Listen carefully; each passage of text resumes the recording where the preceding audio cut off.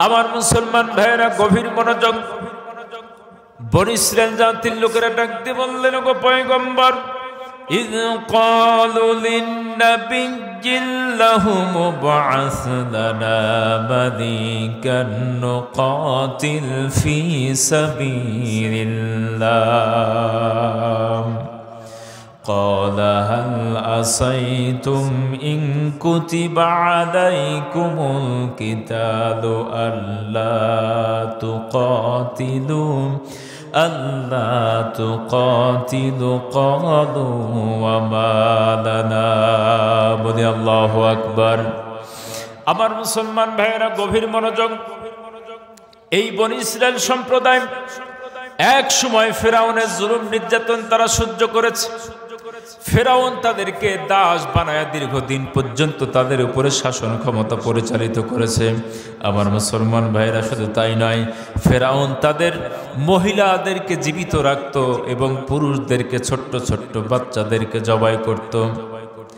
শুধু তাই নয়, পয়গম্বর মূসা আলাইহিস সালাতু ওয়াস সালাম যখন আগমন করলেন, আল্লাহ পাক রব্বুল ইজ্জতি ওয়াল জালাল তাদের উপরে দয়া করলেন। পয়গম্বরের হাত ধরে প্রায় 6 লক্ষ মানুষ তারা নীল নদ পার হয়ে চলে গেল। আর ফেরাউন সেই সাগরের ভেতরে হাবুডুবু খেয়ে পৃথিবী মাঝ থেকে বিদায় হলো। লম্বা ইতিহাস। আল্লাহ পাক রব্বুল ইজ্জতি ওয়াল জালাল এই বনী ইসরাইলদেরকে মুক্ত করলেন। আর আল্লাহ তাআলা ডাক দিয়ে বললেন, পয়গম্বর, তোমাদেরকে যে পথে পরিচালিত করবে তোমরা সেই পথে পরিচালিত হবে। আমার মুসলমান ভাইয়েরা, পয়গম্বর ডাক দিয়ে বললেন, ওগো বনী ইসরাইল সম্প্রদায়ের লোকেরা, তোমরা তোমাদের আদি বসতি ফিলিস্তিন, সেই জায়গাতে এখন বর্তমান সময়তে কাফের বেঈমান মুশরিকরা শাসন করছে। অতএব আমার সঙ্গে আল্লাহর রাস্তায় তোমাদেরকে যুদ্ধ করতে হবে, যুদ্ধ করে তোমাদের পুণ্যভূমি দখল করতে হবে। তারা ডাক দিয়ে বলল, না না, আমরা যুদ্ধ করতে পারবো না, তুমি এবং তোমার আল্লাহ গিয়ে যুদ্ধ করো। আমার মুসলমান ভাইরা পয়গম্বরকে সেই সময়তে ডাক দিয়ে বললেন, আমরা যুদ্ধে যাইতে পারবো না, তুমি এবং তোমার রব তোমরা গিয়ে যুদ্ধ করো। আমার মুসলমান ভাইরা, আল্লাহ পাক রব্বুল ইজ্জতি ওয়াল জালাল তাদের উপরে অসন্তুষ্ট হয়ে গেলেন। তিহ নামক পর্বতে তাদেরকে 40 বছর পর্যন্ত কারাবন্দী করে রেখেছেন না রাখেন নাই? সব কথা কোরআনের ভিতরে আছে না নাই? লম্বা ইতিহাস। এইভাবে করে আস্তে আস্তে 8ম নম্বর খলিফা পয়গম্বর শামীদ আলাইহিস সালাতু ওয়াস সালামের জামানা যখন আগমন করলেন, এমত অবস্থায় পয়গম্বরকে ডাক দিয়ে বললেন, আপনি একজন আমাদেরকে বাদশা নিযুক্ত করে দেন, যার আন্ডারে, যার আওতাধীন আমরা যুদ্ধ পরিচালিত করতে পারবো। নবী ডাক দিয়ে বলল, অতীত যুগে পয়গম্বর মূসা আলাইহিস সালাতু ওয়াস সালামের সঙ্গে তোমরা এইভাবে ওয়াদা খেলাপ করেছো, আবার যদি তোমরা ওয়াদা খেলাপ করো, এটার কোনো সন্দেহ, কোনো অবকাশ নাই। এমনও হইতে পারে আল্লাহর পক্ষ থেকে বাদশা নিযুক্ত করা হলো, আল্লাহর পক্ষ থেকে যুদ্ধের আদেশ দেওয়া হলো, কিন্তু তোমরা হয়তোবা যুদ্ধ করলে না, এরকম আবার হবে না তো? তারা ডাক দিয়ে বলল, কেন যুদ্ধ করব না? আল্লাহ নুকাতিলা ফি সাবিলিল্লাহি ওয়া ক্বাদ উখরিজনা মিন দিয়ারিনা ওয়া আবনাইনা ফালাম্মা কুতিবা আলাইহিমুল কিতাল। বলি আল্লাহু আকবার। তারা ডাক দিয়ে বলল, কেন যুদ্ধ করব না? আমাদের বাড়িঘর, আমাদের সন্তান সন্ততি আমাদের থেকে বিচ্ছিন্ন করে দেওয়া হয়েছে, আমাদের বাড়িঘরকে দখল করে ফেলা হয়েছে। অবশ্যই অবশ্যই আমরা আল্লাহর রাস্তায় যুদ্ধ করব। আমার মুসলমান ভাইরা, এরপরে পয়গম্বর শামুইল আলাইহিস সালাতু ওয়াস সালাম বাদশা নিযুক্ত করার জন্য আল্লাহর দরবারে দোকানে হাত তুলে দোয়া করলেন, বলে সুবহানাল্লাহ। তৎকালীন সময়তে একজন ব্যক্তি ছিলেন, তার নাম হচ্ছে তালুত।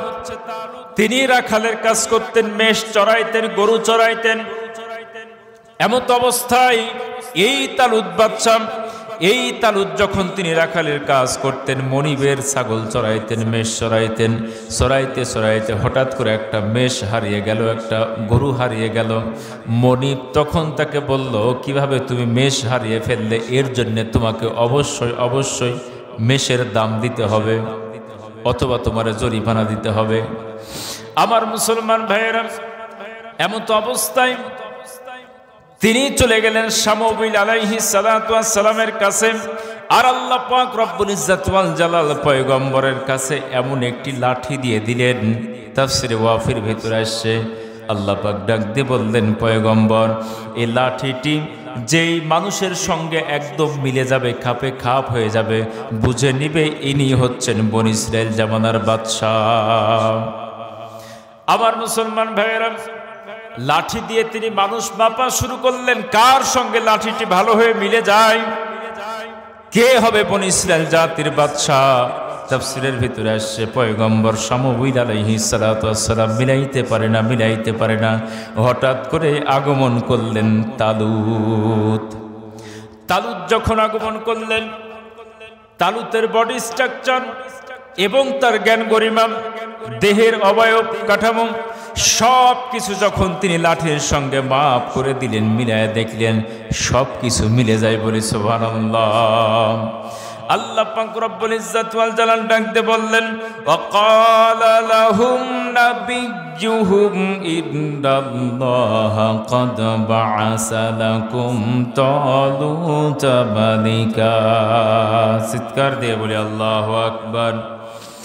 আমার মুসলমান ভাইয়েরা, আল্লাহ পাক রব্বুল ইজ্জত ওয়াল জালাল ডাকতে বললেন, ওগো পয়গম্বর, বনি ইসরাইল জাতির লোককে তুমি বলে দাও তোমাদের জন্য নিযুক্ত করা হয়েছে তালুতকে তোমাদের বাদশাহ।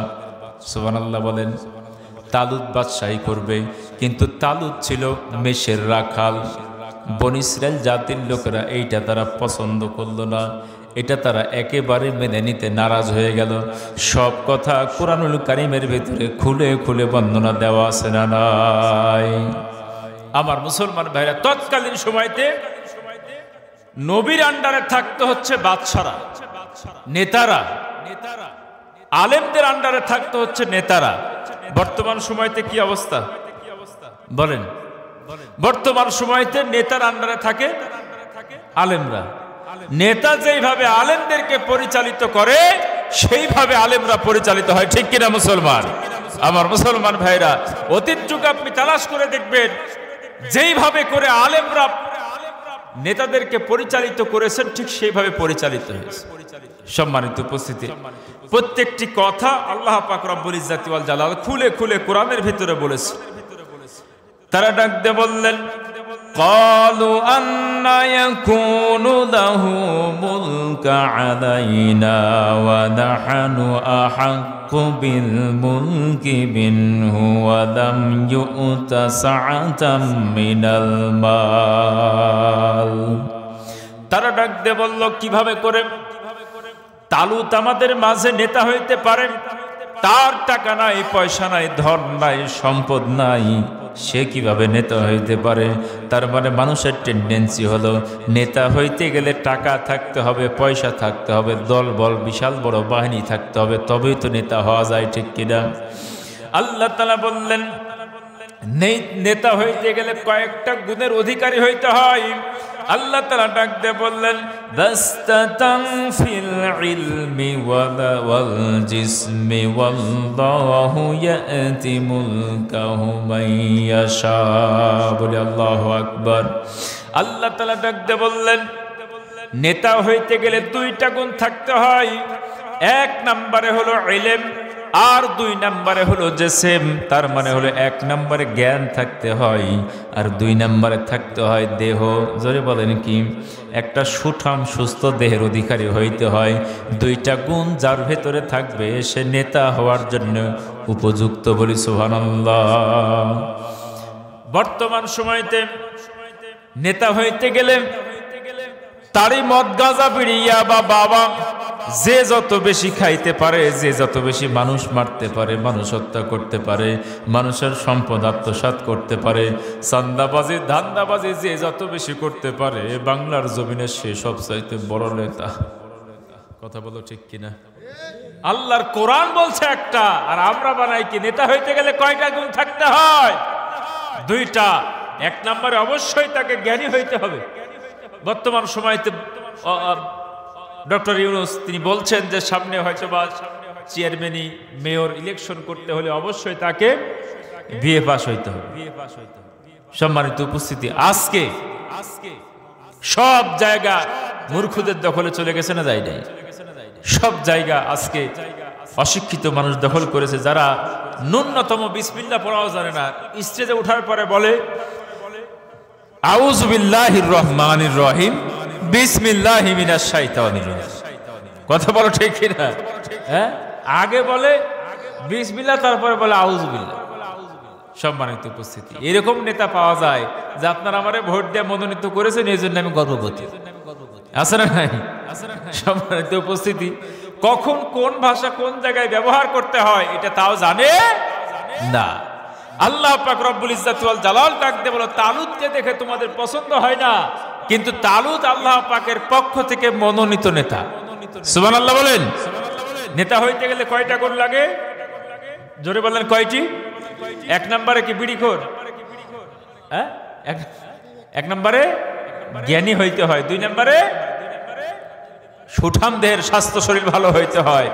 সম্মানিত উপস্থিতি, সামনে নেতা নির্বাচন করতে আর ভুল করবেন না তো ইনশাআল্লাহ। হ্যাঁ, সম্মানিত উপস্থিতি, আমরা তো বারবার ভুলে যাই। একটা মসজিদের যখন আমরা ইমাম নিয়োগ দিই, নেতা নিয়োগ দিই, ইমাম মানে তো নেতা নাকি? আরবিতে ইমাম, বাংলাতে নেতা, লিডার ইংলিশে। এখন এই মসজিদের যিনি নেতা হবেন অবশ্যই সে ভালো মানুষ হবেন নাকি? সমাজের চোর সিটার বাটপার দালাল কি আমরা কি ইমাম বানাই, নেতা বানাই? এখন দেখলেন যে মসজিদের ইমাম নিয়োগ দেওয়ার পরে ইমাম সাহেব বসে বিড়ি খায়, ইমামতি কয়দিন থাকবে? হ্যাঁ, তাহলে শুধুমাত্র ছোট্ট একটা মসজিদের ইমামতি নেতাগিরি করার জন্য এই মানুষটা যদি বিড়ির দোকানে একটা বিড়িও কিনে তার ইমামতি চলে যায়, আর যিনি একটা ইউনিয়ন পরিষদ পরিচালিত করবেন, একটা চেয়ারম্যান, গোটা থানা পরিচালিত করবেন একটা এমপি, ওই নেতা যখন আমরা নিযুক্ত করি তখন নেতার থেকে আমরা বিড়ি নিই, ঠিক না? নেতার কাছ থেকে কি নেই? ভোটের সময় বিড়ি নিই, গুল নিই, এরপরে জর্দা নিই। আহারে, আমরাও নেতা নিযুক্ত করি। সম্মানিত উপস্থিতি, এই জন্যে অবশ্যই নেতা নিযুক্ত করতে হবে জ্ঞানী দেখে। কিসের জ্ঞানে জ্ঞানী হতে হবে? জোরে বলেন, কোরআনের জ্ঞানে জ্ঞানী হতে হবে। রাজি আছেন তো ইনশাআল্লাহ? আমরা সামনে যেন কথাগুলো না ভুলে যাই। গাছে জাম পেকে আছে, বড় বড় জাম। এখন জনগণ ডাক দিয়ে বললো, সবাই যদি গাছে উঠে যায় তাহলে গাছ ভেঙে পড়বে, অতএব একজনকে তুলে দাও, ও ডাল কেটে কেটে ফেলবে, আমরা বসে বসে খাবো। এখন ইমাম সাহেব ডাক দিয়ে বললো যে আমারে তুলে দেন গাছে, আমি উঠে আপনাদের জন্য জাম পেড়ে পেড়ে নামাই দিবে। এখন ওই কোনা থেকে ফতোয়া দেওয়া শুরু করলো। ইমাম মানুষ, ও আবার কাঁচা মারবে, ও গাছে উঠবে, এটা খারাপ দেখায়। কেমন দেখায়? না, ওরে তোলার দরকার নেই। সবাই ফতোয়া মেরে ওরে উঠতে বন্ধ করে দিল। এবার আরেকজন মুসওয়ালা, এইরকম মোস গাঁজাখোর, ও এসে বললো আমারে তুলে দেন। জনগণ বলল ঠিক আছে, ওরেই তুলে দাও, ও মলে মরুক, ঠিক না? ওরে কাছে তুলে দাও। এখন এই গাঁজাখোর গাছে উঠে মোটা মোটা জাম খায় আর বিচি নিচে ছিঁড়ে মারে। জনগণ বললে কি ব্যাপার, এরম হয় কেন? কথা ছিল সে গাছে উঠবে, আমাদের জন্য জাম পেড়ে দিবে, এখন দেখি আমাদের দিকে বিচি নিক্ষেপ করে। সম্মানিত উপস্থিতি, বিগত 16 বছর তো তাই হয়েছে। বলেন বলেন, আমরা তুলে দিলাম ভালো মনে করে, হাত পায়ে ধরে তুলে দিলাম সুন্দর করে, এখন দেখি আমাদের তো দেয় না, আমাদের দিকে আটই ছুটে। সম্মানিত উপস্থিতি, এখন জনগণ চিন্তা করলো, হায় হায়, ওই ভালো মানুষটা তুলে দিতাম, অবশ্যই আজকে অবস্থা হইতো না। এই জন্য সময় যখন সামনে তুলে দেওয়ার, গাছে তুলে দেওয়ার, তখন চিন্তা ভাবনা করে তুলবেন তো ইনশাল্লাহ? ইনশাল্লাহ।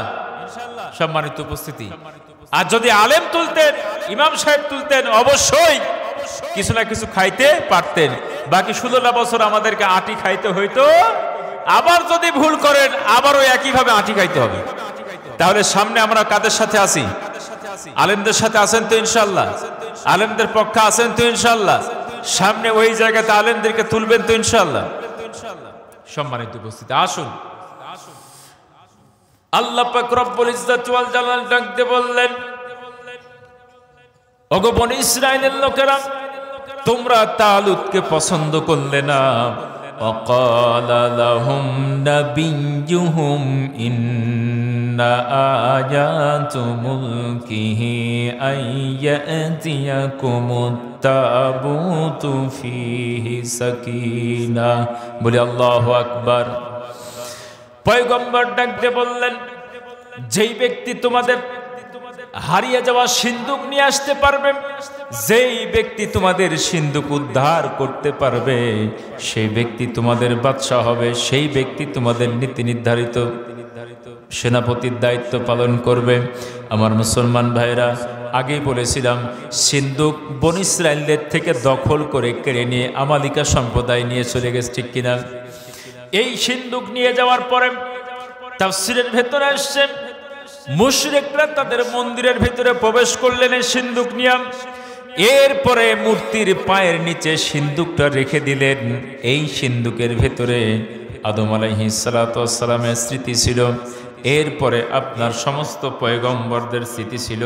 এরপরে ইব্রাহিম আলাইহিস সালাতু ওয়াস সালামকে যখন আগুনের ভিতরে নিক্ষেপ করা হয়েছিল, সেই সময়তে পয়গম্বরকে আল্লাহ তাআলা একটা জামা পরিধান করায় দিয়েছিলেন, সেই জামাটাও সিন্দুকের ভিতরে ছিল। পয়গম্বর মূসা আলাইহিস সালাতু ওয়াস সালামের লাঠি ছিল। এরপরে হারুন আলাইহিস সালাতু ওয়াস সালামের স্মৃতি ছিল। প্রত্যেকটি পয়গম্বরের এইরকম স্মৃতি বিজড়িত এই সিন্দুক। এই সিন্দুকটা যখন মন্দিরের ভিতরে নিয়ে যাওয়া হলো, মন্দিরের ভিতরে নিয়ে যাওয়ার পরে মূর্তির পায়ের নিচে তারা সিন্দুকটি রেখে দিল। আমার মুসলমান ভাইয়েরা গভীর মনোযোগ। সকাল যখন হয়ে গেল, মন্দিরের পুরোহিত যিনি ছিলেন তিনি ঘরের ভিতরে প্রবেশ করলেন। ঘরের ভিতরে প্রবেশ করার পরে তিনি দেখতে পেলেন সিন্দুকটা পায়ের নিচে নাই, বরং সিন্দুকটা মূর্তির মাথার উপরে উঠে বসে আছে। বলি সুবহানাল্লাহ। আমার মুসলমান ভাইরা, তারা চাইল অপমান করতে, কিন্তু আল্লাহ তাআলা তাকে সম্মান দিয়েছেন না, দেন নাই? আল্লাহ তাআলার নিদর্শন এই সিন্দুকটি তারা যখন মূর্তির পায়ের নিচে দিয়ে দিল, আল্লাহ পাক রব্বুল ইজ্জাতি ওয়াল জালাল ফেরেশতার মাধ্যমে সেই মূর্তির মাথার উপরে সেইটা তুলে দিলেন। মন্দিরের পুরোহিত যখন প্রবেশ করলো, দেখলো হায় হায়, এই সিন্দুকটি ছিল পায়ের নিচে, উপরে উঠলো কি করে? এটা তো বাইরে বলা যায় না, মান সম্মান থাকবে না। দ্বিতীয়বার তারা আবার সিন্দুকটা রেখে দিল নিচে। এরপরে মূর্তিটা তাদের উপরে রাখলো, শক্ত করে পেরেক দিয়ে আপনার পেরেক মারা হলো, বেঁধে দেওয়া হলো। এরপরে রাত্রিবেলা আবার যখন থুয়ে চলে গেল, সকাল যখন হয়ে যায়, মন্দিরের ভিতরে যখন আবার প্রবেশ করলো, তারা দেখতে পেল মূর্তির হাত পা সব কিছু কেটে পড়ে আছে, আর মূর্তির গায়ের উপরে চড়ে বসে আছে সিন্দুক। সুবহানাল্লাহ বলেন। আমার মুসলমান ভাইরা, এরা দেখলো পরিবেশ পরিস্থিতি খুব একটা ভালো না। সিন্দুক ভাঙার জন্য চেষ্টা করলো, এর ভেতরে কি আছে সেইটা দেখার জন্য তারা চেষ্টা করলো। অনেক চেষ্টা করার পরে তারা সিন্দুকটি ভাঙতে পারল না, বরং ব্যর্থ হয়ে গেল। শুধু তাই নয়, সিন্দুকের চতুর্ধারে আগুন ধরায় দিল, কিন্তু আগুনের ভেতরে দেওয়ার পরও সিন্দুকটা তারা পুরাইতে পারল না। কোরআনের ভাষায় আল্লাহ পাক রব্বুল ইজ্জাতি ওয়াল জালাল সেই সিন্দুকের কথা বলছেন, তাবুতু ফি সাকিনা, সূরাতুল বাকারা 248 নম্বর আয়াতের ভিতরে। এই সিন্দুকটি অনেক পরিশ্রম করে তারা ভাঙতে অক্ষম হয়ে গেল। শেষ পর্যন্ত তারা একটা যেখানে মানুষ বসবাস করে লোকালয়, এইরকম জায়গার ভেতরে সিন্দুকটি নিয়ে গিয়ে ফিরে চলে আসলো একটা গ্রামের ভিতরে। আমার মুসলমান ভাইরা, যেই গ্রামের ভিতরে সিন্দুকটি ফেলা হলো, সেই গ্রামের মানুষের হঠাৎ করে দেখা গেল গলার ভিতরে গলগণ্ড রোগ শুরু হলো, গলা ফুলে মানুষ মরে যেতে শুরু করলো। এলাকার মানুষ সবাই ডাক দিয়ে বলল, তাড়াতাড়ি করে সিন্দুকটি বের করো, এই এলাকার ভিতরে সিন্দুকটি রাখলে এইভাবে করে মানুষগুলো সব মরে যাবে, অতএব আমাদের এলাকায় সিন্দুকটি আমরা রাখতে দেব না। আমার মুসলমান ভাইরা, সিন্দুকটি তারা জোর করে বের করে দিল। এরপরে আরেক এলাকায় গিয়ে আরেকটা গ্রামের ভিতরে সিন্দুকটি রাখা হলো। এই গ্রামের ভিতরে সিন্দুক যখন প্রবেশ করা হলো, রাত্রিবেলায় হঠাৎ তারা দেখতে পেল বিশাল বিশাল ইঁদুর আগমন করেছে। এইরকম ইঁদুর তারা জিন্দেগিতেও দেখে নাই। রাতের ভিতরে ইঁদুর মানুষের দেহের ভিতরে, পেটের ভিতরে প্রবেশ করে সমস্ত দাড়ি ভুড়োগুলো খেয়ে ফেলে শেষ করে দেয়, একদম ফাঁকা করে মানুষের দেহ পড়ে আসে। এই সিন্দুকটি রাখার পূর্ব মুহূর্তে জীবনে কখনো এইরকম ইঁদুর তারা চোখে দেখে নাই। এই সিন্দুকটি যখন গ্রামের ভিতরে প্রবেশ করলো, গ্রামের ভিতরে প্রবেশ করার পর থেকে এইরকম ইঁদুর দেখা গেল। তারা ডাক দিয়ে বলল, তাড়াতাড়ি করে সিন্দুকটি বের করো, তাড়াতাড়ি করে সিন্দুকটি বের করো, আমাদের গ্রামের ভিতরে এই সিন্দুক রাখতে দেব না। বলি সুবহানাল্লাহ। আমার মুসলমান ভাইয়েরা, তারা এবার মনে মনে ভাবলো কোন গ্রামের ভিতরে সিন্দুকটি রাখা যাবে না যেখানে কোনো মানুষ বসবাস করে না। এইরকম একটা জায়গায় সিন্দুক তারা রাখার জন্য চেষ্টা করলো, মরুভূমির ভিতরে যেখানে কোনো মানুষ বসবাস করে না, এইরকম একটা জায়গায় গিয়ে সিন্দুকটি পুঁতে রেখে দিল। সেই জায়গাটি ছিল ব্যবসায়ীদের বাণিজ্য কাফেলা যাওয়ার রাস্তা। রাস্তা দিয়ে যখন মানুষ চলাচল শুরু করলো, আমার মুসলমান ভাইরা, যেই ওই রাস্তা দিয়ে আগমন করে সাথে সাথে মুখ দিয়ে রক্ত উঠেছে, সেই জায়গায় মারা যায়। সুবহানাল্লাহ বলেন। আমার মুসলমান ভাইরা, আল্লাহ পাকের নিদর্শন আছে না নাই? এবার তারা সিন্দুকটি নিয়ে বিপদে পড়ে গেল। মনে মনে চিন্তা করলো, যেখানে সিন্দুকটি রাখি সেখানে বিপদ আছে না নাই? যেখানে রাখার জন্য তারা চেষ্টা করছে সেই জায়গায় তারা বিপদের সম্মুখীন হয়। আমার মুসলমান ভাইয়েরা, আমালিকা সম্প্রদায় যখন বনী ইসরাঈলদের উপরে হামলা করলেন, সেই সময়তে একজন মহিলাকে তারা জিম্মি করে নিয়ে এসেছিলেন, বনী ইসরাঈল সম্প্রদায়ের মহিলা। তারা যখন বিপদে পড়ল, মহিলা সবকিছু শুনতে পাচ্ছিল। তিনি ডাক দিয়ে বললেন, শোনো শোনো, তোমরা যদি এই সিন্দুকটি অপমান করতে চাও, তোমাদের কিন্তু বড় ধরনের ক্ষতি হয়ে যাবে। অতএব তোমাদেরকে যেই পরামর্শ আমি দেই সেই পরামর্শ অনুযায়ী তোমরা কাজ করো। সিন্দুকটি যদি তোমরা তোমাদের কাছে রেখে দাও, তোমাদের অবশ্যই অবশ্যই বড় ধরনের কোনো ক্ষতি হবে। তারা ডাক দিয়ে বলল, তাহলে আমরা কি করতে পারি? মহিলা ডাক দিয়ে বলল, তোমরা যদি বাঁচতে চাও তাহলে তোমরা একটা গরুর গাড়ির উপরে সিন্দুকটি রেখে দাও, এরপরে গরুকে চালায় দাও। গরুর দুই চোখ যেদিকে যায় সেই দিকে সিন্দুক নিয়ে এসে চলে যাবে। আমার মুসলমান ভাইরা, আল্লাহ পাক রব্বুল ইজ্জাতি ওয়াল জালাল পবিত্র কালামে হাকিমের ভিতরে ডাক দিয়ে বললেন, মুসা ওয়া আলু হারুন তাহমিলুহুল মালাইকাতু ইন্না ফি যালিকা লাআয়াতান লাকুম ইন কুনতুম মুমিনিন। চিৎকার দিয়ে বলে আল্লাহু আকবার। আল্লাহ তাআলা ডাক দিয়ে বললেন, যেই সিন্দুকের ভিতরে মুসা আলাইহিস সালাতু ওয়াস সালামের স্মৃতি ছিল, যেই সিন্দুকের ভিতরে হারুন আলাইহিস সালাতু ওয়াস সালামের স্মৃতি ছিল, সেই সিন্দুকটি বহন করলো ফেরেশতা তাহমিলুহুল মালাইকা। সিন্দুকটি যখন গরুর গাড়ির উপরে তুলে দেওয়া হলো, এই গরুর গাড়িতে উঠে বসলো জিবরিল আলাইহিস সালাতু ওয়াস সালাম। সুবহানাল্লাহ বলেন। আমার মুসলমান ভাইয়েরা, এইদিকে তালুত সিন্দুক নেওয়ার জন্য বের হয়ে গেল, আর এইদিকে গরুর গাড়িতে করে আপনার বহন করে সিন্দুক নিয়ে এসছেন ফেরেশতা জিবরিল আমিন। বলে সুবহানাল্লাহ।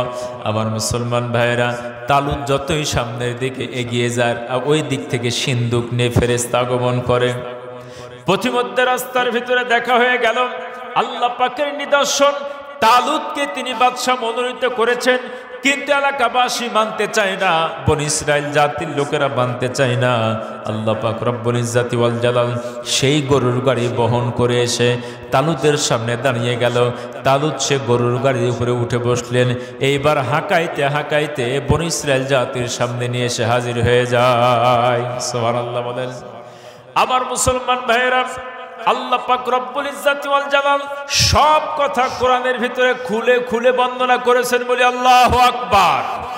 আল্লাহ পাক রব্বুল ইজ্জাতি ওয়াল জালাল তালুতকে মনোনীত করলেন, আর এই সিন্দুকটি বহন করে নিয়ে যখন তিনি প্রবেশ করলেন বনী ইসরাইলদের মহল্লার ভিতরে, সবাই দেখলো যে এই সিন্দুকটা আমাদেরকে অপমান অপদস্থ করে আমাদের মাঝ থেকে আমালিকা সম্প্রদায় কেড়ে নিয়ে চলে গিয়েছিল, যেই সিন্দুকের কারণে আমরা পরাজিত হয়েছিলাম, সেই সিন্দুকটা আবার আমাদের মাঝে ফিরে এসেছে। বলে সুবহানাল্লাহ। তাদের আর কোনো দ্বিধা দ্বন্দ্ব থাকলো না। নির্দ্বিধায় তারা তালুতকে নেতা হিসেবে মেনে নিলেন। আমার মুসলমান ভাইরা 50,000 সৈন্য নিয়ে তালুত রওনা দিলেন যুদ্ধের জন্য। বলে আল্লাহু আকবার। 50,000 বনী ইসরাইল সম্প্রদায়ের লোক যুদ্ধের জন্য তারা প্রস্তুতি গ্রহণ করলেন। তাদের একচ্ছত্র সেনাপতি হচ্ছেন তালুত। ফালাম্মা ফাসালু তালুত বিল জুনুদি ক্বালা ইন্নাল্লাহা মুবতাদিকুম বিনাহার। বলি আল্লাহু আকবার।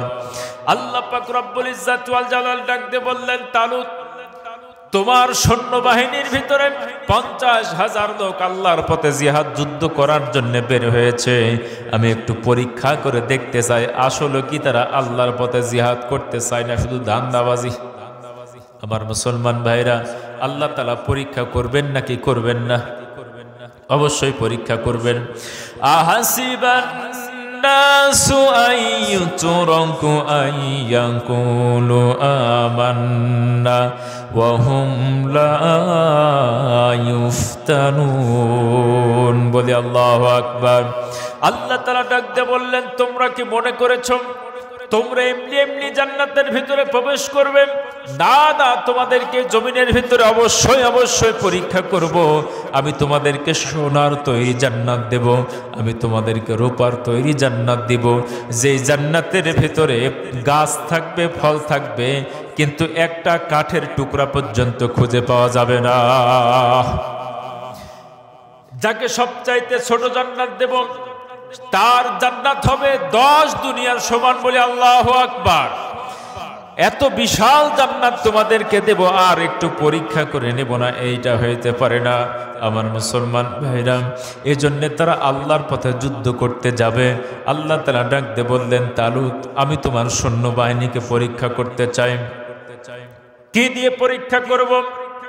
বিনাহার ফামান শারিবা মিনহু ফালাইসা মিন্নি। সামনে একটা নদী পাওয়া যাবে, এই নদী পার হয়ে তোমাদেরকে যুদ্ধের ময়দানে যাইতে হবে। প্রচন্ড খরস্র তাপ, মরুভূমির ভিতর দিয়ে তারা 50,000 মানুষ রওনা দিল। হাঁটতে হাঁটতে হাঁটতে হাঁটতে একটা নদী সামনে পড়বে।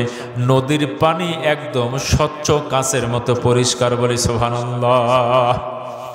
এই নদী সামনে যখন পড়বে, আল্লাহ পাক রব্বুল ইজ্জত ওয়াল জালাল তাদেরকে পরীক্ষা করবেন। মরুভূমির ভিতর দিয়ে তারা পার হয়ে নদীতে যখন তারা আগমন করবেন, সেই নদী তাদেরকে পার হতে হবে, কিন্তু তারা পানি খাইতে পারবে না। আল্লাহ পাকের পরীক্ষা। যেই ব্যক্তি পানি পান করবে সেই ব্যক্তি তোমার দলভুক্ত হইতে পারবে না। খুব বেশি তৃষ্ণা লাগলে এক সোল আর খাইতে পারবে না। সুবহানাল্লাহ বলি। আল্লাহ পাক ডাক দিয়ে বললেন, শারিবা মিনহু ফালাইসা মিন্নি।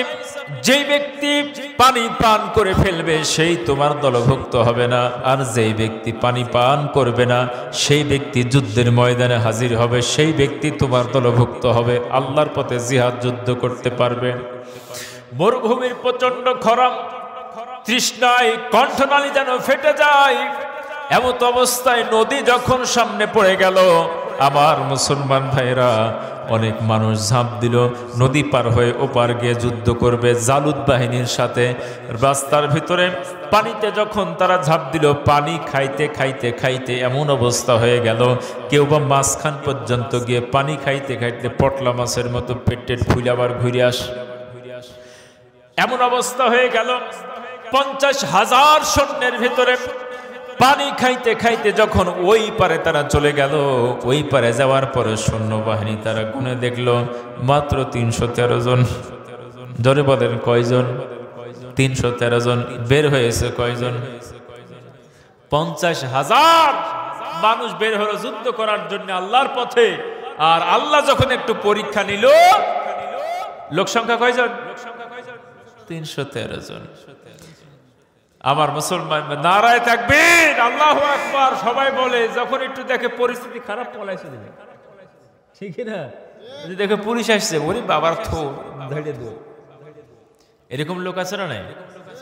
আমার মুসলমান ভাইরা, এজন্যে শুধুমাত্র আল্লাহর পথে জিহাদ করব, আল্লাহর পথে এই করব সেই করব, যখন টাকা চাওয়া হয় আর খুঁজে পাওয়া যায় না, ওই পলাই চলে যায়।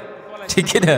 আল্লাহ পাক রব্বুল ইজ্জাতি ওয়াল জালাল ডাক দিয়ে বলল, ইন্নাল্লাহা আশতারা মিনাল মুমিনিনা আনফুসাহুম ওয়া আমওয়ালাহুম বিআন্না লাহুমুল জান্নাহ। মুমিনের জান এবং মাল আমি কিনে নিয়েছি জান্নাতের বিনিময়ে। কিসের বিনিময়ে? জান্নাতের বিনিময়ে। আল্লাহ তাআলা বললেন, দেখো আমি তোমাদেরকে দেব জান্নাত, বিনিময়ে তোমাদের জান এবং মাল আমাকে দিতে হবে।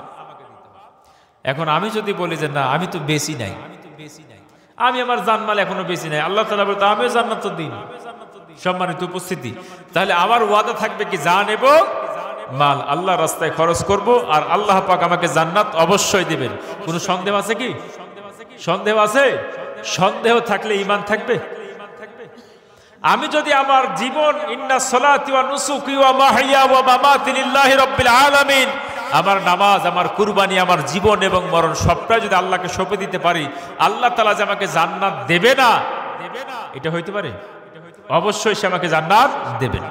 সম্মানিত উপস্থিতি, তাহলে এই ৩১৩ জন উপস্থিত হলো। কয়জন? ৩১৩ জন। এখন তারা চিন্তা করে কি যুদ্ধ করবো না ঘুরে যাব? যুদ্ধ করবো, ৫০,০০০ লোক আসছে, মাত্র ৩১৩ জন। আমার মুসলমান ভাইয়েরা এবার ডাকতে বললেন, কাম মিন ফিয়াতিন কালিলাতিন গাদাবাত ফিয়াতান কাসীরাতাম বিইذনিল্লাহ।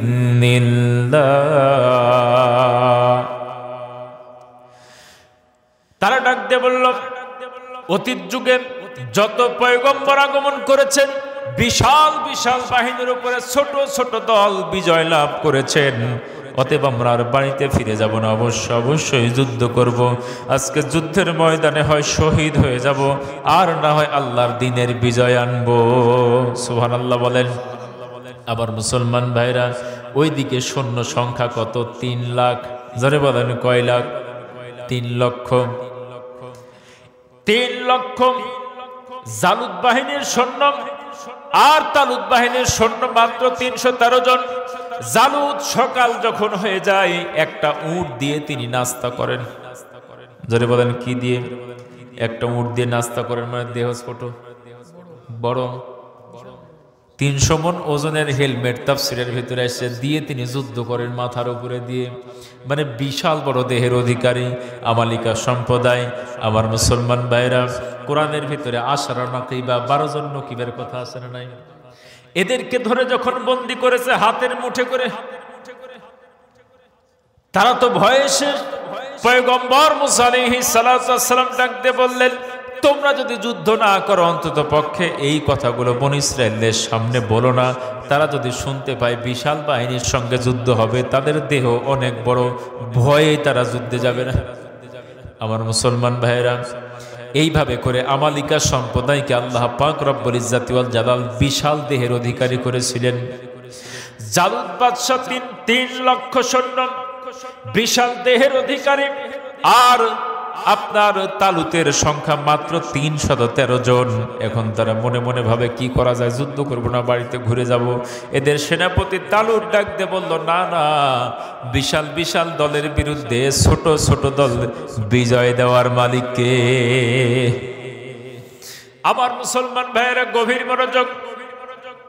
রোম সাম্রাজ্য আল্লাহর রাসূলের একটা রাষ্ট্রদূতকে যখন হত্যা করল, রোম সাম্রাজ্যের বিরুদ্ধে আল্লাহ পাক রব্বুল ইজ্জাতি ওয়াল জালাল পয়গম্বরকে ডাক দিয়ে বললেন, তোমার রাষ্ট্রদূত হত্যা করেছে তৎকালীন সময়তে ইনফিনিটি পাওয়ার রোম সাম্রাজ্য।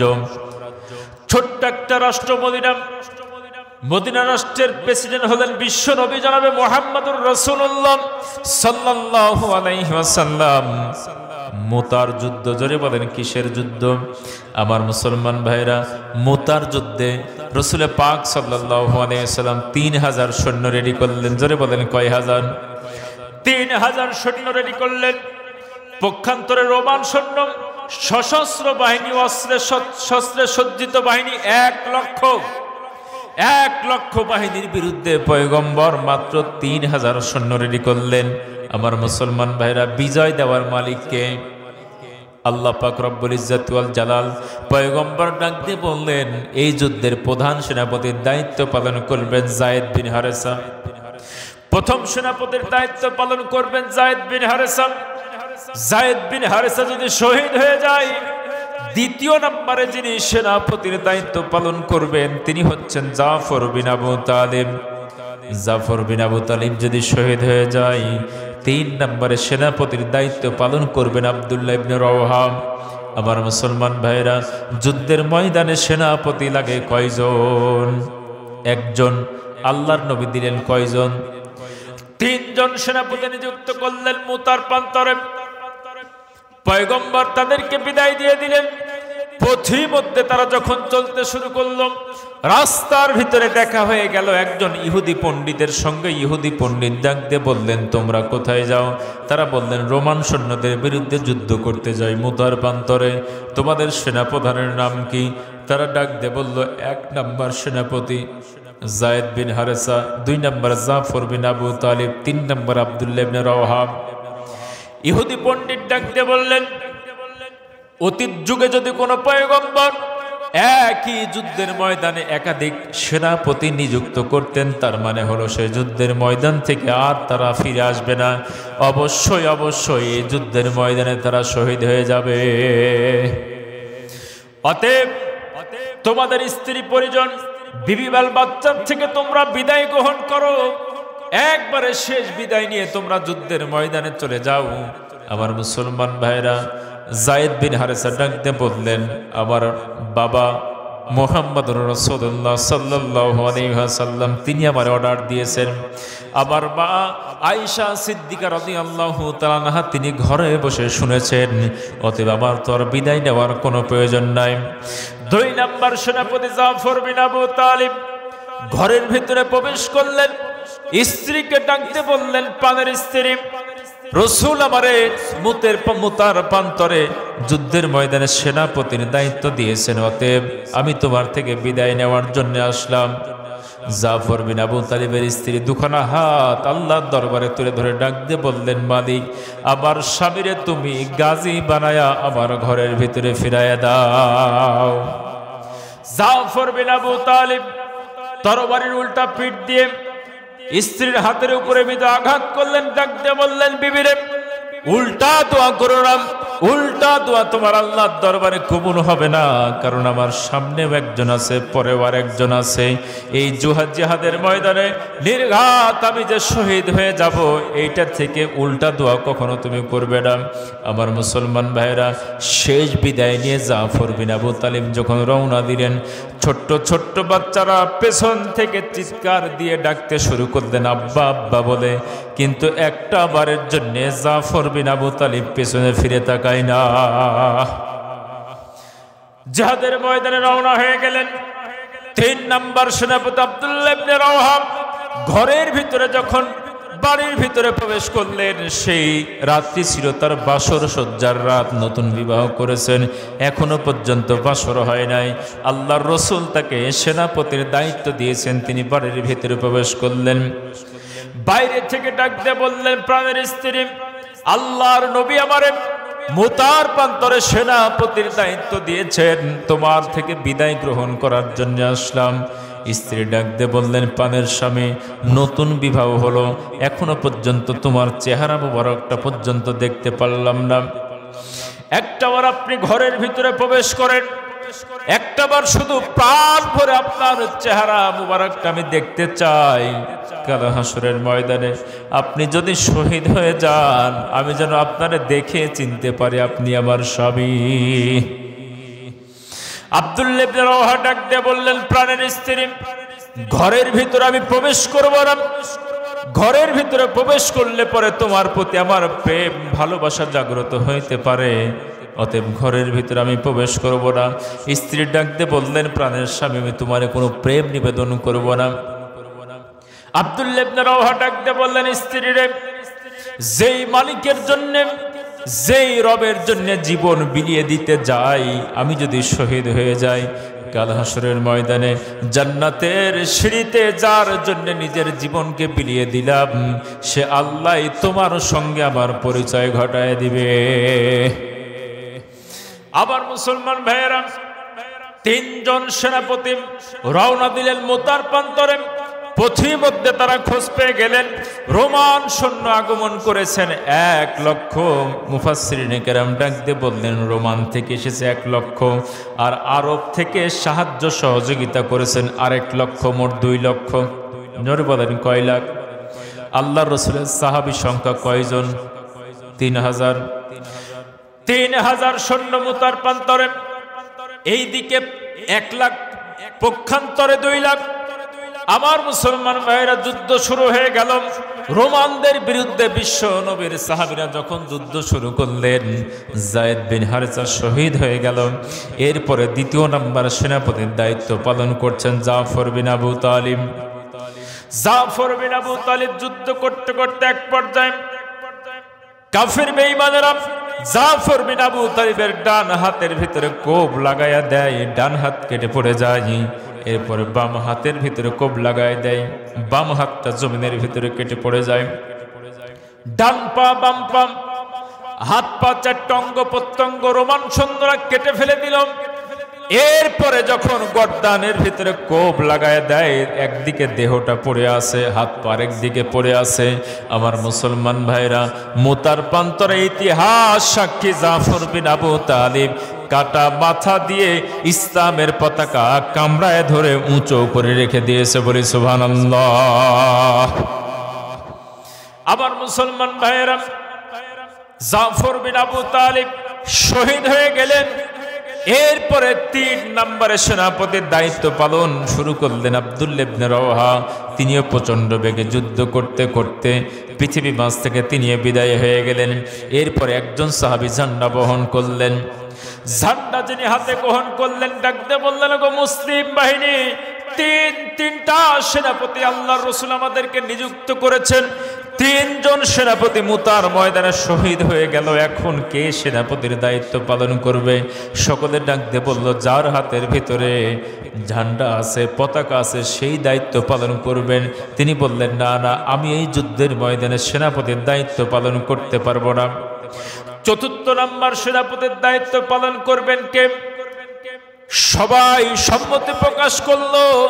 আল্লাহর রাসূল যাকে আল্লাহর তরবারি উপাধি দিয়েছেন, খালিদ সাইফুল্লাহ, খালিদ বিন ওয়ালিদ, এইবার তিনি পতাকা বহন করবেন, তিনি সেনাপতির দায়িত্ব পালন করবেন।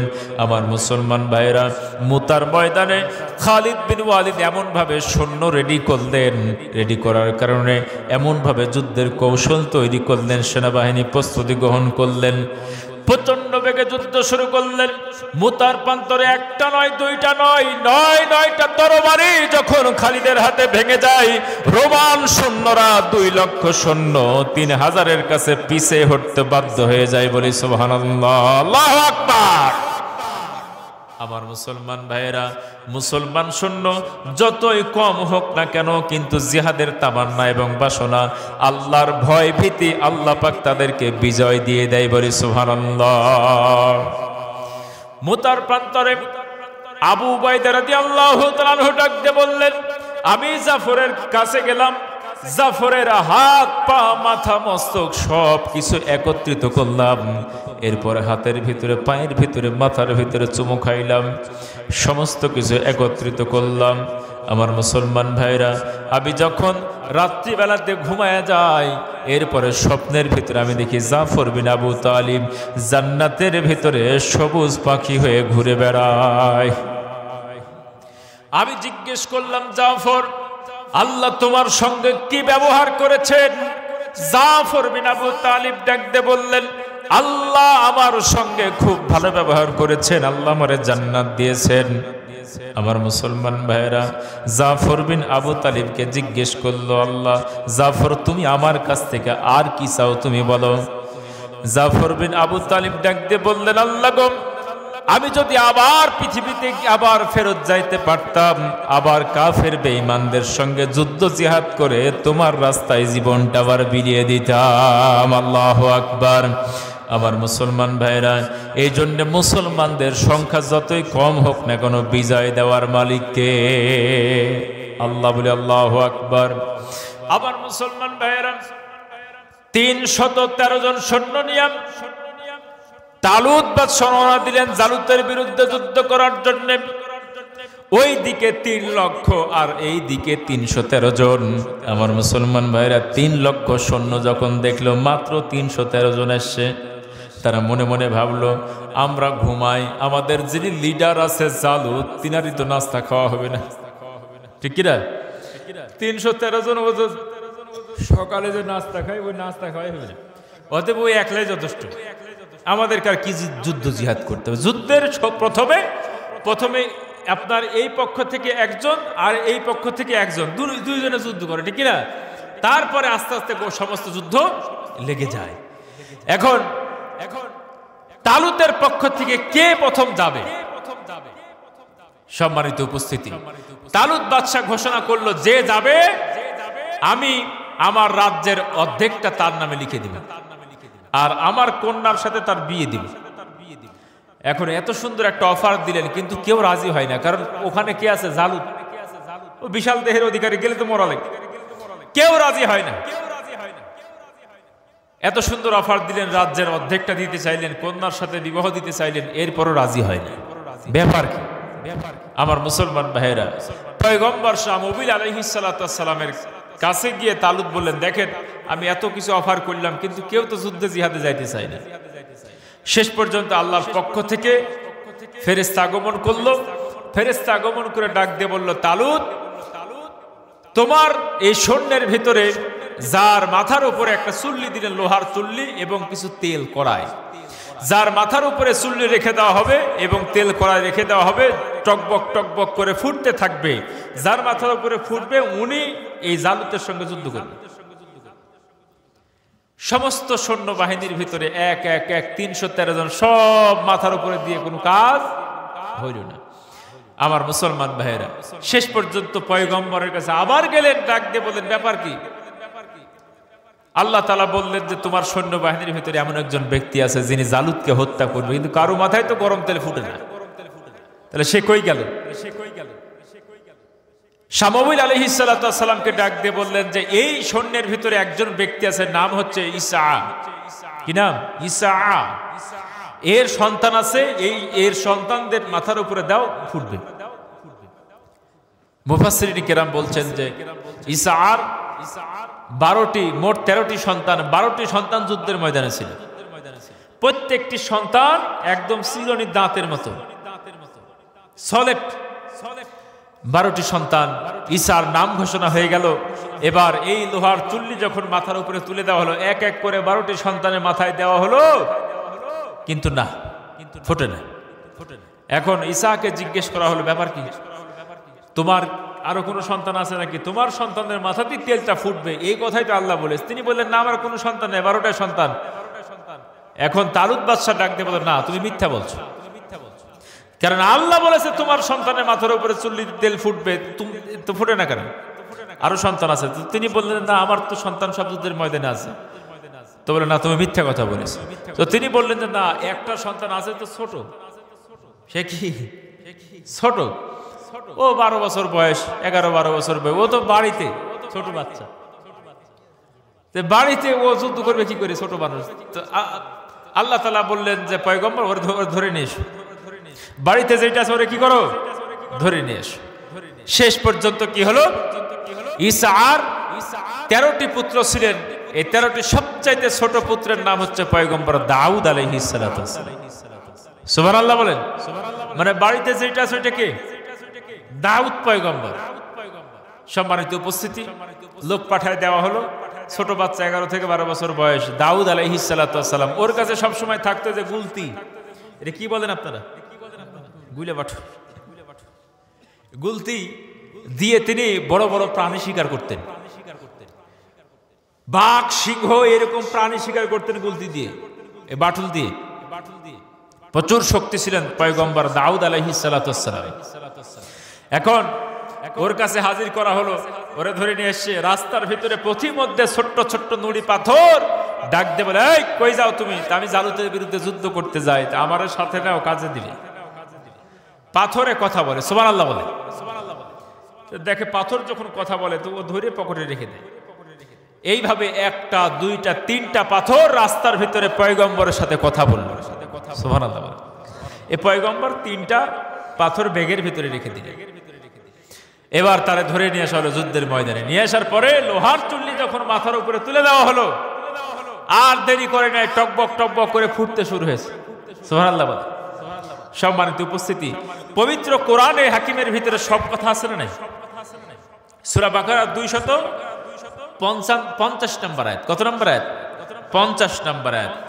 ওয়ালাম্মা বারাজু লিজালুত ওয়া জুনুদিহি ক্বালু রব্বানা আফরিগ আলাইনা সাবরান ওয়া সাব্বিত আকদামানা ওয়ানসুরনা আলাল কওমিল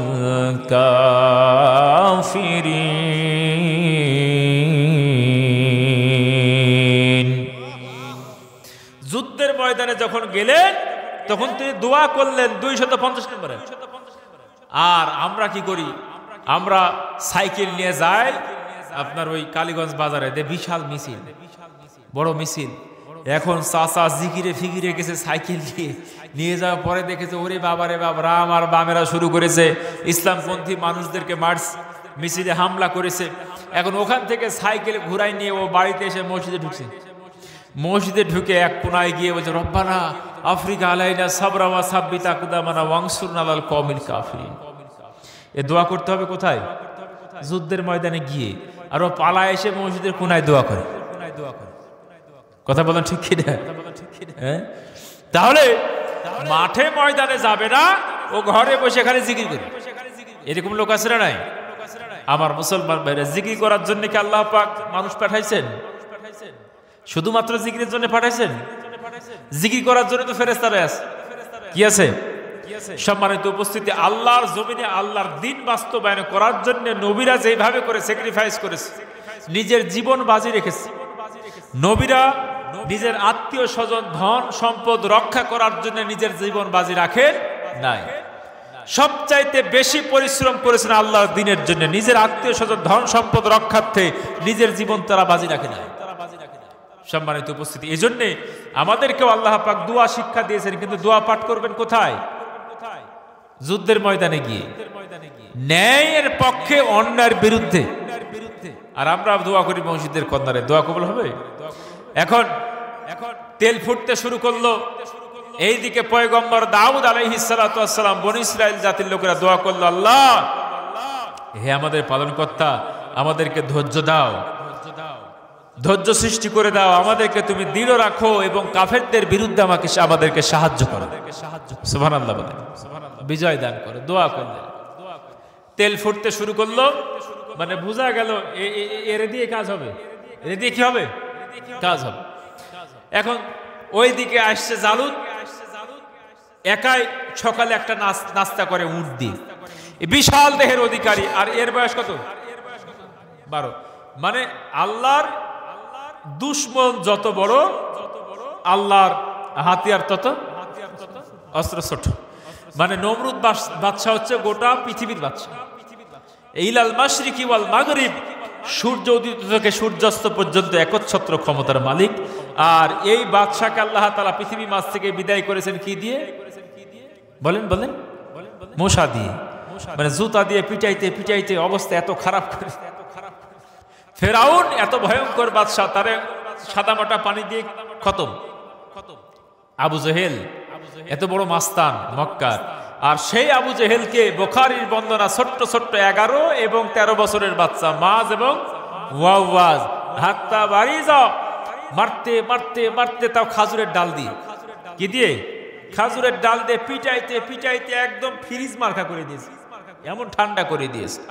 আমার মুসলমান ভাইরা, এজন্য আল্লাহ দুশ্মন যত বড়, মানুষের উপরে যে যত বেশি জুলুম করবে, বড় আকার ধারণ করবে, আল্লাহ তাকে বিদায় করবে একদম ছোট সাদামাটা অস্ত্র দিয়ে।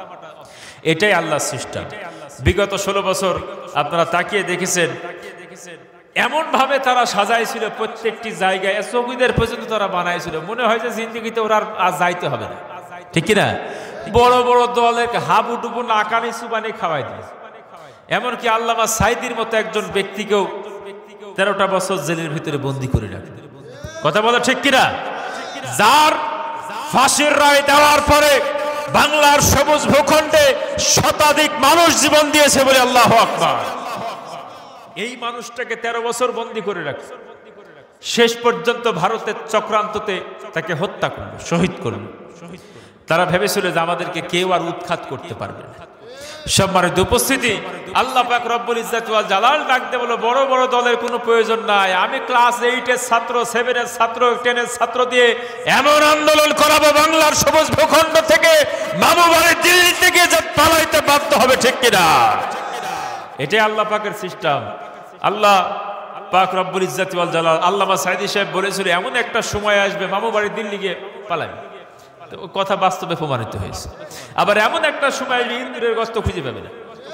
আল্লাহর ওলির প্রত্যেকটি কথা আল্লাহ কবুল করেছে না করে নাই?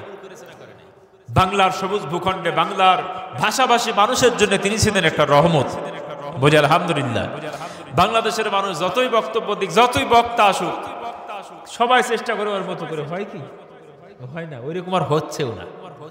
সম্মানিত উপস্থিতি, তাহলে আল্লাহ তাআলা শত্রু যত বড়, অস্ত্র তত ছোট। আমার মুসলমান ভাইয়েরা গভীর মনোযোগ। আল্লাহ পাক রব্বুল ইজ্জত ওয়াল জালালের কাছে দোয়া করলেন, আল্লাহ আমরা যুদ্ধের ময়দানে মাত্র 313 জন আগমন করেছি, অতএব আজকে তুমি আমাদের জবানকে, আমার পদস্থলকে দৃঢ় করো, শক্ত মজবুত করো, ধৈর্য দাও এবং কাফেরদের বিরুদ্ধে আমাদের বিজয় দাও। লোহার হেলমেট পরায় দেওয়া হলো, লোহার পোশাক পরায় দেওয়া হলো। ওইদিকে জালুত বাদশার 3 লক্ষ সৈন্য তারা ঘুমিয়ে গেলেন, আর জালুত বাদশাহ একাই যুদ্ধ করার জন্য আগমন করলেন। দাউদ পয়গম্বর, ছোট্ট মানুষ, মাত্র 11 বছর বয়স। এই ছোট্ট দাউদ আলাইহিস সালাতু ওয়াস সালামকে যখন লোহার পোশাক পরিধান করায় দেওয়া হলো, দাউদ আলাইহিস সালাতু ওয়াস সালাম ডাকতে বললেন, তোমরা যদি কিছু মনে না করো, আমি যুদ্ধের পোশাক পরতে চাই না, আমি লোহার হেলমেটও পরতে চাই না, আমি তরবারিও নিতে চাই না, আমি লোহার পোশাকও পরতে চাই না, তাহলে তুমি কিভাবে যুদ্ধ করবে? পয়গম্বর ডাক দিয়ে বললেন, আমি আমার মতো করে যুদ্ধ করব বলে। সুবহানাল্লাহ। সাদামাটা পোশাক পরে, যেই পোশাকে তিনি যুদ্ধের ময়দানে আগমন করেছেন, কোন প্রকার অস্ত্র শস্ত্র ছাড়াই হাতের ভিতরে মাত্র একটা গুলতি নিয়ে তিনি চলে গেলেন জালুত বাদশার সামনে। বলে আল্লাহু আকবার। আমার মুসলমান ভাইরা, সাহস আছে না নাই? কলিজা আছে না নাই? বাংলার সবুজ ভূখণ্ডে আর্মি, পুলিশ, র্যাব বাহিনী হেলিকপ্টার থেকে গুলি ছুড়ে মেরে দেয়, আর এইদিকে আর্মি মাঠে নেমে গিয়েছে, আর বাংলার যুবকেরা এইভাবে করে ছোট্ট ছোট্ট বাচ্চারা হাত খুলে দিয়েছে। বলি সুবহানাল্লাহ। কলিজা দেখেন, গুলির সামনে বুক পেতে দিয়েছে, রাইফেলের সামনে বুক পেতে দিল, বুকের উপরে গুলি করে ঝাঁঝরা করে দেয়, কিন্তু এক পা পিছে সরে যায় না। আমার মুসলমান ভাইরা, সেই দাউদ পয়গম্বরের উত্তরসূরি বাংলার জমিনে আছে না নাই? আমার মুসলমান ভাইরা, পয়গম্বর দাউদ আলাইহিস সালাতু ওয়াস সালাম যুদ্ধের ময়দানে চলে গেলেন, কোন প্রকার পোশাক ছাড়া, কোন প্রকার অস্ত্র ছাড়া ফাঁকা হাতে আগমন করলেন। জালুত যখন দেখলেন ছোট্ট একটা বাচ্চা আগমন করেছে তালুতের পক্ষ থেকে, তিনি ডাক দিয়ে বললেন, বাবা তোমার দল কই, তোমাদের লোক লস্কর কই, তুমি আইছো কেন যুদ্ধ করার জন্য? দাউদ আলাইহিস সালাতু ওয়াস সালাম ডাক দিয়ে বললেন, আমার সঙ্গেই তোমার যুদ্ধ করতে হবে। জালুত ডাক দিয়ে বললেন, তোমার পোশাক কই, তোমার অস্ত্র কই, আর হাতে কি নিয়ে এসছো? ওই তো কুইতে মারা জিনিস, ওরে কি কুইতে। দাউদ আলাইহিস সালাতু ওয়াস সালাম ডাক দিয়ে বললেন, ওরে আল্লাহর কুকুর, তুমি তো আল্লাহর কুকুর, তুমি যে কুকুর, তোমারে মারার জন্য এই গুলতে আমি হাতে করে নিয়ে এসে, এটা দিয়ে তোমার সঙ্গে যুদ্ধ হবে। বলে আল্লাহু আকবার। আমি তো মানুষের সঙ্গে যুদ্ধ করতে আসিনি, আমি আসি কুকুরের সঙ্গে যুদ্ধ করতে। আমার মুসলমান ভাইরা, এরপরে তিনি হাতের ভিতরে গুলতি নিলেন, আর এইদিকে জালুত ডাক দিয়ে বললেন, ভাতিজা তুমি ছোট্ট মানুষ, তোমার সঙ্গে যুদ্ধ করার আমার কোনো ইচ্ছা নাই, যাও তাদেরকে সাথে করে নিয়ে এসো। 313 জনকে মাটির সঙ্গে ধুলা করে দিয়ে, পৃথিবী মাঝ থেকে উৎখাত করে দিয়ে তারপরে নাস্তা করব। অহংকার করলেন, তাকব্বুরি করলেন, ডাকতে বললেন, বাবা আমার সামনে থেকে চলে যাও। এবার দাউদ আলাইহিস সালাতু ওয়াস সালাম ডাকতে বললেন, 313 জন পরে আসবে, আমার সঙ্গে যুদ্ধ করো। আগে আমারে তুমি হারাও, তারপরে না তুমি 313 জনকে হত্যা করবে। তরবারি উঁচা করলেন, দাউদ আলাইহিস সালাতু ওয়াস সালামকে আঘাত যখন করতে গেলেন, পয়গম্বর দাউদ আলাইহিস সালাতু ওয়াস সালাম আর দেরি করলেন না। অ্যাটেম বোম আছে না নাই কাছে? কয়টা অ্যাটেম বোম? 3টা অ্যাটেম বোম। তিনি আবার মনে মনে ভাবলেন, আহারে দেখি তো রাস্তার ভিতরে তো ভালোই বকবক করে পাথরগুলা, দেখি তো কাজে লাগে কিনা। পকেট থেকে একটা পাথর বের করলেন, এরপরে গুলতির সঙ্গে লাগাইয়া দিয়া জালুত যখন তাকে তরবারির আঘাত করতে আসলেন, আর দেরি করলেন না। দাউদ আলাইহিস সালাতু ওয়াস সালাম টান দিয়ে যখন জোরে টান দিয়ে ছেড়ে দিয়েছে, সাথে সাথে আপনার জালুতের এক হাতের ডান হাতের ভিতরে লেগে গেল। এত জোরে শব্দ হলো, জালুতের ডান হাতটা একদম দেহ থেকে ছিটকায় আলাদা হয়ে যায়। আল্লাহু আকবার! এত জোরে চিৎকার করেছে জালুত, 3 লক্ষ সৈন্যের ঘুম ভেঙে গেল। তারা মনে মনে ভাবলো, হায় হায় কি ব্যাপার, আমাদের সঙ্গে কথা বলল, গিয়ে 313 জনকে হত্যা করে তারপর নাস্তা করব, এখন থেকে নেতায় চিল্লাই, ব্যাপারটা কি? আমার মুসলমান ভাইয়েরা, এরপরে হাত উড়ে চলে গেছে। এরপরে দাউদ আলাইহিস সালাতু ওয়াস সালাম ভাবলো, না এটা কাজ আছে না নাই, ভালোই কাজ হয়। আরেকটা পাথর বের করলেন, দড়ি পাথর, গুলতিতে ধরলেন, টান দিয়ে এমন জোরে আঘাত করলেন, বাম হাতে গিয়ে আঘাত করলেন, বাম হাত উড়ে চলে গেল। নেতা এইবার কার্টুন ছবির মতো দাঁড়ায় আছে, হাত নাই বলে আল্লাহু আকবার। 3 লক্ষ সৈন্যের ঘুম ভেঙে গেল। 3 লক্ষ সৈন্য একত্রিত হয়ে এবার তাকায়, দেখে হায় হায়, নেতার সামনে ছোট্ট একটা বাচ্চা দাঁড়িয়ে আছে, আর নেতার 2 হাত একদম কার্টুন ছবি। আল্লাহু আকবার! আমার মুসলমান ভাইরা, সব কথা কোরআনে আছে না নাই? এজন্য জালেমের সঙ্গে থাকবেন না আলেমের সঙ্গে থাকবেন? জালেমের সঙ্গে থাকলে বিশাল দল হলো পরাজিত হবেন, ঠিক কিনা?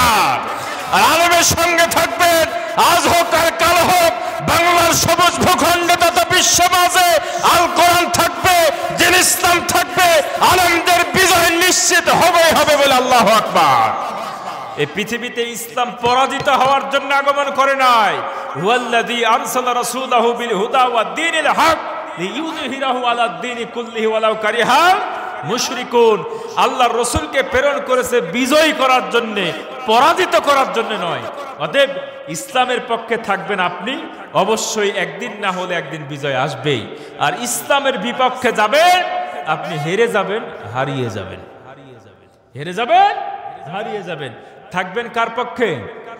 ইসলামের পক্ষে। রাজি আছেন তো ইনশাআল্লাহ? শয়তানদের পক্ষে থাকবেন, বিশাল বড় দল নিয়ে গুটে পালাইতে বাধ্য হবে। সম্মানিত উপস্থিতি, একটা ছোট্ট ঘটনা আপনাদের সামনে বলি। গজনবীর বাদশার নাম ছিল সুলতান মাহমুদ। জোরে বলেন কি নাম? সুলতান মাহমুদ। আলেমদের সাথে থাকলে যে মুক্তি পাওয়া যায়, উজ্জ্বল দৃষ্টান্ত দিয়ে শেষ করব। গজনবীর বাদশার নাম হলো সুলতান মাহমুদ। তিনি এমন বাদশা, দুষ্টুমাতার কাঠ চুরি করতেন না টিয়ারের চাল চুরি করতেন? তিনি কি করতেন? তিনি রাত্রি যখন গভীর হয়ে যায়, প্রজাদের দুঃখ দুর্দশা দেখার জন্য বেরিয়ে পড়তেন উমরের মতো। সুবহানাল্লাহ বলেন। এখন গজনবীর বাদশা সুলতান মাহমুদ তিনি বের হয়েছেন রাত্রি গভীর। বের হওয়ার পরে ঝোপের ভিতরে দেখে কিছু লোক গুদুর গুদুর করে বসে। কি রে এরা?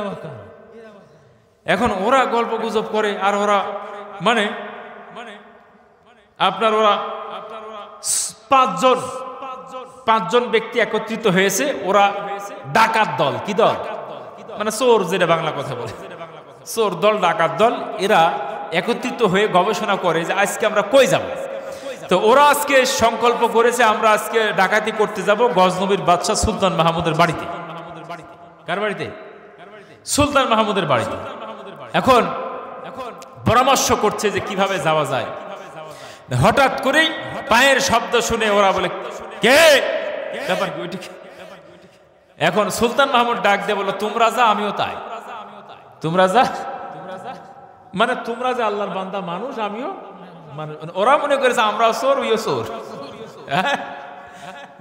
এই আপনার দেখবেন পুকুরের এবারে যদি একজন হাত ধয়, নামাজি মানুষ ফজরে উঠছে নামাজ কালাম পড়ার জন্য, এখন ওই পার থেকে শব্দ হচ্ছে, ইনে ভাবে হয়তো ও পারে কেউ উঁচু করছে, আর এই পারে চুরি করে মাছ কি করে মাছ চুরি করেন, ওপারে থেকে শব্দ ওইভাবে যে ওপারের মধ্যে কোনো চোর আছে, মানে নিজের মন যেমন ও চিন্তা করে তেমন। সম্মানিত উপস্থিতি, এখন ও বলে আচ্ছা ঠিক আছে, তাহলে আমাদের মতোই চোর। এখন এই সুলতান মাহমুদ গজনবী তিনি গিয়ে ওদের সাথে একত্রিত হয়ে গেলেন। আচ্ছা ঠিক আছে, এখন আপনারা এখানে কি করেন সেইটা বলেন। তো যেহেতু আপনি নতুন আগমন করেছেন, আমরা আজকে ডাকাতি করতে যাব গজনবীর বাদশাহ সুলতান মাহমুদের বাড়িতে। আল্লাহু আকবার, করে কি এরা? আমি সুলতান, আমার বাড়িতে এরা চুরি করতে যাবে, যাক ভালো হয়েছে। আচ্ছা ঠিক আছে, তাহলে কিভাবে যাওয়া যায়? এখন আমরা যে 6 জন হইলাম, কয়জন হলাম? 6 জন হয়ে গেলাম। এখন এই 6 জন কে কে গুণ কি গুণে গুণান্বিত আগে তো শুনতে হবে। এখন কে কি কাজ পারে না পারে আন্দাজে যে এত লাভ নেই। প্রথম জনকে জিজ্ঞেস করলে, তুমি যে বাদশার বাড়িতে যাবে, আচ্ছা তুমি বলো তোমার ভিতরে কি গুণ আছে? তিনি ডাক দিয়ে বললো যে আমি যদি রাস্তাঘাটে কুকুর ঘেউ ঘেউ করে, তাহলে কুকুর ঘেউ ঘেউ করে কি বোঝাতে চাই এটা আমি বলতে পারি। মানে এক কথায় কুকুরের যে ভাষা আছে, ল্যাঙ্গুয়েজ, এটা সে ট্রান্সলেট করতে পারে, অর্থ করতে পারে। ও তাহলে ঠিকই আছে। রাস্তাতে যখন আমরা যাব তখন কুকুর ধরা আমাদের সামনে ধরবে। এখন কুকুর কি বলতে চায় এটা ও তুমি বলে দিও, তাহলে আমাদের কোনো সমস্যা নেই, তুমি থাকো। 2 নাম্বার ব্যক্তিকে জিজ্ঞেস করা হলো যে তোমার ভিতরে কি গুণ আছে? তিনি বলল আমি যদি রাত্রিবেলায় কোনো ব্যক্তিকে দেখতে পাই, দিনের বেলায় চিনতে পারি। রাতে যদি কাউকে দেখি তাহলে দিনের বেলায় চিনতে পারে, এরও দরকার আছে। 3 নাম্বার ব্যক্তিকে জিজ্ঞেস করলো তোমার ভিতরে কি গুণ আছে? তো তিনি বললেন আমার হাতের ভিতরে এমন পাওয়ার আছে, যে কোনো শক্ত দেওয়াল যদি একটা ঘুষি দিই না, একদম দেওয়াল শেষ। তো এরই তো দরকার আগে, কারণ বাদশার দেওয়াল বড় মজবুত, দেওয়াল ভাঙার জন্য এর হাতের প্রয়োজন আছে না নাই? সম্মানিত উপস্থিতি, এবার 4 নাম্বার ব্যক্তিরে জিজ্ঞেস করে যে তোমার ভিতরে কি গুণ আছে? তিনি বললেন যে আমি মাটি হাতে নিব, নিয়ে এইভাবে শুনবো, কোথায় সোনা আছে দানা সব বলতে পারি। সুবহানাল্লাহ বলে, সুবহানাল্লাহ। তাহলে চোরের গুণাগুণ দেখেছেন। 5ম নাম্বারকে জিজ্ঞেস করা হলো যে তুমি কি পারো? তিনি বললেন যে যতই উঁচু প্রাচীর হোক না কেন আমি লাফ দিয়ে পার হতে পারি। এরই তো দরকার আগে, কারণ বাদশার যে মূল ফটক, এটা লাফ দিয়ে প্রাচীর পার হয়ে তোমরা গেট খুলে দিবে। এরপরে নতুন যিনি আগমন করেছেন তিনি কে? বাদশা। ওকে জিজ্ঞেস করলো আপনি নতুন মানুষ আসছেন, আপনার কি গুণ আছে? আপনাকে না দেখে তো নিয়ে যাওয়া হবে না। তো তিনি বললেন যে আমি এমন একটা মন্ত্র জানি, যেই মন্ত্র যদি আমি পাঠ করি, ফাঁসি কাষ্টের আসামি ফাঁসির মঞ্চ থেকে মুক্তি পায়। তো তারা বললো আপনারই তো দরকার আগে, আমরা যদি ধরা পড়ে যাই তারপরে নির্ঘাত ফাঁসি, ঠিক কিনা? সেই সময়তে আপনি মন্ত্র পাঠ করবেন, আমরা মুক্তি হয়ে যাব। ঠিক আছে, তাহলে সবাই 6 জন রেডি হলো। 6 জন রেডি হওয়ার পরে এবার রওনা দিয়েছে কার বাড়িতে? নিজের বাড়ি চুরি করতে যায়। সুলতান মাহমুদ গজনবী রওনা দিলেন ওদের সাথে। রাস্তার ভিতরে কুকুর ঘেউ ঘেউ করে শব্দ করেছে। এখন জিজ্ঞেস করে 5 জন, বলো কি বললো? এখন ইনি বলে যে কি কুকুর আর কি বলবে? কুকুর বলে যে তোমরা কই যাও? বাদশার বাড়িতে, বাদশা তোমাদের সাথে আছে।